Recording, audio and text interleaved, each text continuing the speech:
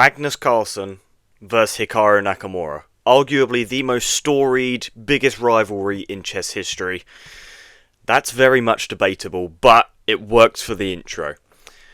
Today, they played in the semi-finals of the Esports World Cup, which is a huge tournament being held out in Riyadh, Saudi Arabia. I think there's £250,000 on the line, so absolutely mega money. Okay, that would sort me out quite nicely. Unfortunately, I wasn't invited because I'm about as good as chess as a goldfish is. So my invite was lost in the post. But Magnus Carlsen and Hikaru Nakamura competing for a spot in the finals. Today I'm going to show you all the games, recapping their little series to see who gets into the finals. If you do enjoy this video, be sure to smash that like button, subscribe, leave me some comments, just share the love, people. We're going to jump straight into game number one. Okay, so game number one on your screens, people. Magnus Carlsen with the white pieces, Hikaru Nakamura with the black pieces, and we get the move d4, so already straying away from a little bit of normality with the move e4. We get d4, d5, we get c4 and c5. Now, this is actually crazy. So this is like declining the Queen's Gambit, but to a whole new level. So this is known as the Austrian variation, already straying away from anything that is comfortable for Magnus. Like, Hikaru is just saying, I'm just going to make this as weird as humanly possible for you, because you are a bit better than me, and I have a pretty stinky record, so what is the worst that could happen? So, declining the Queen's Gambit, we get c takes on d5, and then the queen comes out to recapture. And then we get a bunch of pawn moves, the knights come out, queen goes back, all the knights coming out, taking over the centre, and then we get the move e5, kicking this knight away. Psych! Magnus plays a little bit of an intermezzo, checking the black king, blocks, takes with check again, because if you were to just move your knight back, well, I guess that is actually an option, and you could go into something like this. But then you kind of lose your right to castle, so a little bit uncomfortable if you are Magnus, but nonetheless, we get takes, queen recaptures, and the knight retreats. Queen takes on d1, and the loss of castling happens inevitably anyway. Obviously you could have recaptured with the knight, but this just feels so slow. I mean, and you lose the defender of this pawn, so that's why you recapture with the king, losing your right to castle. It is a worthy trade-off because you don't want to lose that pawn. King now steps up to e2, allowing the rook to come over to the centre. Do we get a knight trade? No, we do not. The knight moves to e3, still defending that c2 square. Rook shuffles over, rook shuffles over. Bishop comes out to attack the knight, so we get knight to f5, beautifully outposted. I wonder if g6 can just kick it away. It absolutely can. But now, obviously, if you were to take, Magnus would just take this knight, threatening the rook, so maybe not the best of ideas. We get this move rook to c6 from Hikaru, which is the first sort of mistake of the game, because now this beautiful brilliancy from Magnus. And when I watched this live, this wasn't on my radar because like I said in the intro, I'm a bit of a goldfish when it comes to chess. But obviously this is blocking the defender of this knight. And obviously if you were to take with the rook, you just take back with the rook, and after takes and takes, you're threatening this rook. So you'd have to play like rook g8. Looks very uncomfortable. Material is of course completely equal, but after rook to d1, I mean, you just have immense pressure on this d8 square. So this is what happens. No, that's not what happens, sorry. The bishop actually recaptures this knight. Beautiful move. And then Magnus goes ahead and takes this knight, threatening the rook. We get short castles from Hikaru. Other rook comes over to the c-file, and now Hikaru double stacking on this c-file.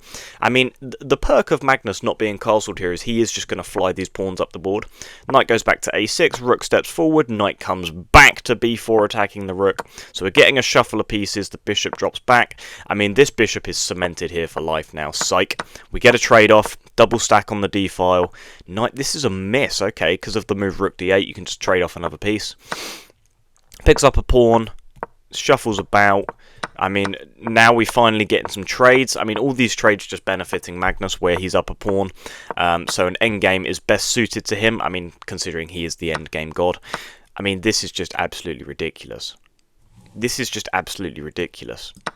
If you go here, you just lose this knight. So again, just picking up another pawn, removing the defender of the knight. We get trades.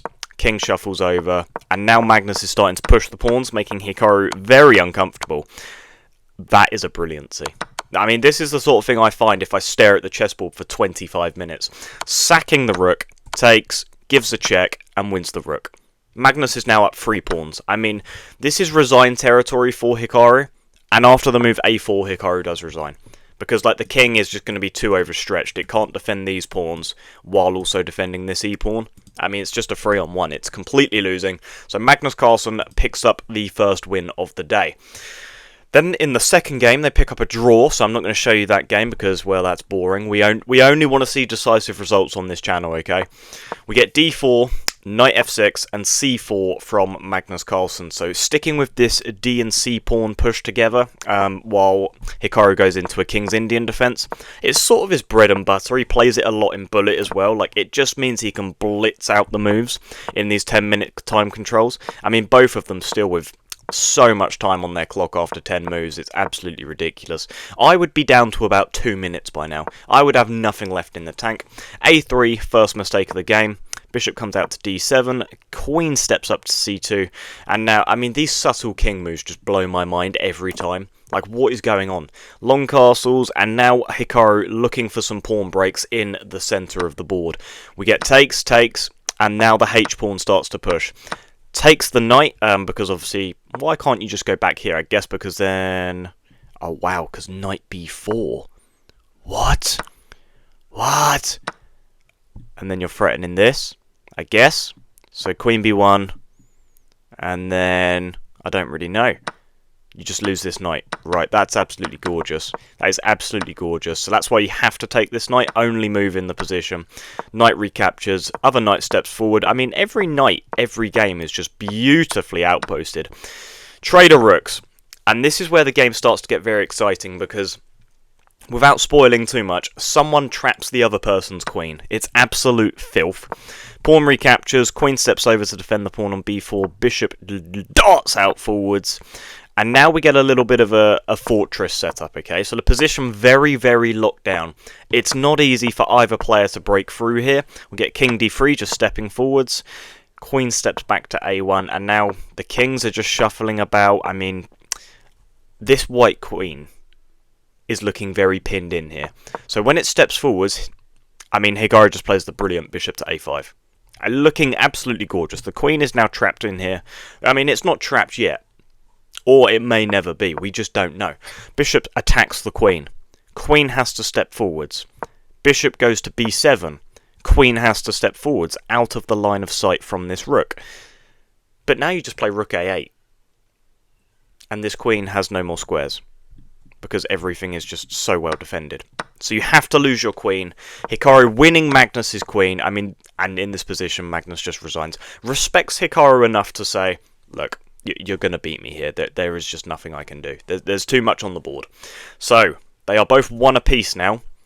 Going into the 4th game, because they've had 1 win each, which is 2, and then a draw. So this is the 4th game. 1.5 apiece. Hikaru with the white pieces plays d4. We get d5, c4.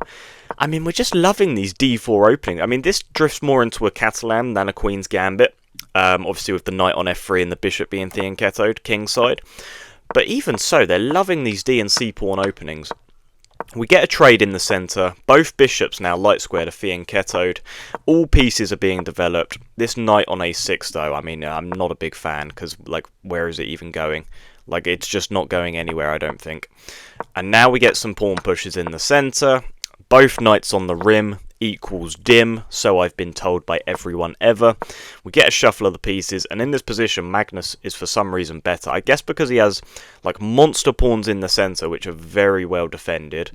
Hikaru's pieces aren't really doing anything here. I mean, they just can't seem to get out of the position. Feels like the rook needs to come over to e1 and then look for some sort of pawn break. But what the hell do I know? I mean, this knight now is just a god. I mean, it's an absolute god, so you have to trade it off. We get trades in the position. Queen now takes a pawn. I mean, here it's just very, very unpleasant because Magnus Carlsen is now up a pawn. And it's like, if Magnus is up a pawn, the tiniest of advantage, he's going to stretch that out for an entire game. And we get pieces shuffling. Hikaru trying to trade everything off, just trying to find any sort of draw he can. And the more pieces that come off the board, the better for a draw it is. Magnus offers a queen trade. Hikaru, of course, declining because he's down a pawn. King h7, rook to a1, a4. B takes on a4, and now b3. And this pawn is getting far too close to promotion. a5, b2, rook e1. And after the move queen d3, preparing for the move b1, it's just, there's nothing you can do. So Hikaru Nakamura resigns. Game number 5, baby. Hikaru needs to win this game to tie things up and take things to an Armageddon. This is a must-win game for Hikaru with the white pieces. If he doesn't win, the game is over. Magnus Carlsen will go on to face Alireza Firouzja in the final. d4, d5, because, I mean, we're sticking with the theme of the whole video. You can't play e4 now. That would really throw me off. We get another Queen's Gambit. Declined, because who on earth would accept it? It's like the most brutal thing in the world if you accept it. Everything gets developed so quickly and you die instantaneously. Knight to f3, knight to f6, g3, bishop to e7, bishop to g2. I mean, these are all just developing moves in the opening. And now when you take in the Catalan, I mean, there are plenty of moves you can play. You can play like Queen a4, Queen c2 to try win it back. Hikaru just plays Queen c2. We get a6, maybe preparing this if you don't recapture immediately. So Hikaru plays a4 to stop the move b5, bishop to d7, and now you recapture the pawn. This is like beautiful chess. Like, I'm not going over every move as in depth as maybe you guys would like, because there's so many games to get through. But this is like the absolute pinnacle of chess. It doesn't get any better than this. I know it's just an opening, so anyone can play like this, but like the middle game, like everything is just so beautiful. Like, we get a trade-off here. At my level, I would never dare in a million years even allow my g-file to be open, because like, what is my king doing? But Hikaru knows, like, my knight and bishop are here. My queen can easily swing round to defend. This knight is planted beautifully to prepare the move e4 at some stage, maybe bring the rook out. Like, everything is perfect. There is just, it's mwah. This is why chess is such a beautiful game. Like, you just appreciate everything so much in these positions. b5 is played, c4 is played. We get a trade in the centre. Bishop attacks the queen, so the queen, of course, has to move. Knight now attacks the queen, so queen shuffles back to c2. We get h6. And now Hikaru's starting to set up a battery in the centre of the board on this semi-open c-file, sorry. So, like, objectively speaking, in this position, you probably rather have the white pieces. I mean, it looks a little bit better for Hikaru here. Now up a pawn. So, I mean, Magnus just trying to lock the position down, trying to attack this queen, trying to get any sort of advantage that he can. But Hikaru is really advancing these pawns in the centre. Plays e5, which is a slight mistake because the knight can now jump into e4 and it can't be attacked very easily. But the rook takes the pawn. And the rook captures here. Knight e3 is played. Rook comes over. We get another trade. It's a completely drawn position. The eval bar says it's completely equal. But we always talk about the Magnus effect. How when Magnus plays players, they get nervous, they don't know what to do. But what we don't talk about enough is the Hikaru effect, okay? Hikaru plays the move rook to d1, attacking the queen. And Magnus Carlsen plays the move knight to d2 to block the path of the rook. I mean, this is a complete blunder, as you can see on the screen. The eval bar has shot up. But the reason this is a complete blunder is because now this knight is pinned. So if you just add more attackers to this knight, it can't move and you're going to win a knight. Because if it does move, you lose a queen. And Hikaru realised this instantly and plays the move knight to f1, attacking the knight. We get rook a2 to defend, but the queen can now come over to e3. And when Magnus slides his queen over, you just take. And after the move queen to d4, Magnus Carlsen resigns. So both players are on 3 points, which means we now go to an Armageddon, which is where both players will bid for time, okay? They will both write on a whiteboard how much time they want for the game. And whoever has the lower amount has to play with that time with the black pieces. But if you get a draw, it counts as a win. So white will start with 10 minutes. Black will start with less time. But if they get a draw or a win, they will advance. Hikaru bids 6 minutes 12 seconds. Magnus Carlsen has 10 minutes on the clock. Hikaru with 6 minutes 12. But bear in mind, Hikaru just needs to play for a draw. Arguably the best defensive player of this generation has 4 minutes less time on the clock against the GOAT, and needs a draw to go into the final to play Alireza Firouzja, who he already lost to this tournament, by the way. So if he makes it to the final, looking for redemption. Knight f3 is played by Magnus. We get knight f6 from Hikaru. I mean, Hikaru clearly just going for his bread and butter. I mean, in a must-draw game, he just goes for this King's Indian setup. Magnus Carlsen lashing out in the centre with the E, D and C pawns. Hikaru just gets castled. King safety is going to be pivotal in this. D5 is played, so knight has to go back to E7. We get the move B4. Magnus knows he needs a win, so he is throwing everything up the board at Hikaru. He's saying, look, I am going to all-out attack you. This is the most exciting game of the day. A5 is played. B takes on A5, and now C5 is played. Hikaru just trying to lock down the position. If Hikaru can set up a fortress, there's nothing Magnus can do, okay? It doesn't matter if you're the GOAT of chess. If Hikaru gets a fortress set up, you are not breaking through, okay? A4 is played. Rook takes on A5. Rook shuffles over to the centre for E1. Basically preparing for if these pawns start to make some trades or they start to disappear. The rook is ready to pounce on the open A file. Knight shuffles back. Rook A3. F5! Hikaru says, look, I know you're playing for a win. I know you're going all out. But so am I. And if you don't take this pawn, Hikaru can just play f6 at some point. And it's like, how are you getting through? Knight steps forwards. Knight c7. Bishop to d2. h6, kicking the knight back. Now rook a6. And we get a trade. Bishop goes to attack the knight. Knight steps back. We get the move h3. Bishop to d7. Knight jumps into the centre of e4. Knight to f6. Looking to trade off the knights. Hikaru, if he can just start trading pieces off and whittle things down to a draw, it's going to be a lot easier for him. And Magnus with the first mistake of the game with queen to c2, because the knight can take on e4. And when you recapture, queen steps to f6, and everything on the king's side of the board is so well defended. Get the move g5, rook shuffles over. I think Magnus here started to realise, right, I am not breaking through on this king's side of the board. Let me fly everything over to the queen's side of the board and just start pushing. Just start attacking. Knight comes backwards. And Hikaru realises this and he goes, right, I got to get some pieces over there as well to defend. G4, knight G4, sorry. Queen steps back. Queen to D3. Knight to D4. Hikaru has set up this fortress that he so badly wanted. And this knight is not easily targeted. I mean, it's a beast of a knight. Knight steps back to e3, maybe at some stage looking to play knight c2 to get rid of this knight because it's such a big threat. Rook takes on a4. Best move in this position was actually bishop takes, and then you get into a funny line of like bishop takes this knight, e takes back, and then like knight f5, and it's like what do you really play here? Like I guess like b5, cementing the bishop here. And if you were to take, you can just take back like this, because like this is not a big threat. I guess you'd take with a bishop, actually. Oh, no, you would not take with a bishop. Oh,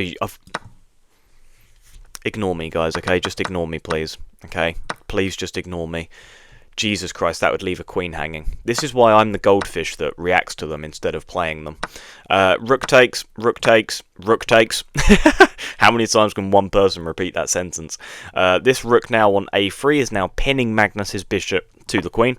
So the king starts to march on over, knight steps back, and this bishop stepping over is like a real dagger in the position. Because there is such a nuanced move here that has so many ideas behind it. And Magnus Carlsen found it in 3 seconds. He found queen b1 in 3 seconds. Now, a lot of you probably just thinking, right, so you're just attacking the rook. I mean, the actual threat is this rook going to b8 now. Pinning the queen to the king. I mean, that's terrifying. There's nothing you can do about that. Bishop takes here. Obviously here, if you were to go here, well, then there's just rook takes on f2. And like this is very scary. So that's why that's not an option. So you have to take the rook. I mean, you're like spoilt for choice. Oh no, you have to take the rook. You're now up 2 points of material. Queen steps forward, so Hikaru's only hope now is just to set up this fortress, which he's done a very good job of doing. So although the eval bar gives it as a huge advantage for Magnus, it's not necessarily easy to break through. Psych. He's already in there. I mean, this is absolutely terrifying. He's just picking up so many pieces now. And when the queen comes over, you cannot avoid mate. As soon as this side of the board was ripped open, and the queen was opened up to come over to g6, it was over. Because you are threatening mate on g8, sorry. So I don't know why my arrow won't let me draw that. g8, there we go. And there's no way of the queen coming back to stop it. There's nothing you can do. And the bishop's on the dark squares, so that's, like, pointless. Nothing you can do. So Magnus Carlsen picks up the win against Hikaru Nakamura and will face Ali Reza Firouzja in the finals of the Esports World Cup. So we have one member from Team Liquid in Magnus Carlsen and one member from Team Falcons in Ali Reza Firouzja. Obviously Hikaru and Fabiano now going out, so the last representatives of these two esports teams in the finals. It's going to be fireworks. It's going to be beautiful. I'm so excited. I can't wait. Guys, let me know if you enjoyed this video. Smash that like button if you did. Comment down below what other types of chess videos you want to see. Happy to make any sort of content. You guys just let me know. Subscribe if you are new. And I will see you in the next one. Goodbye.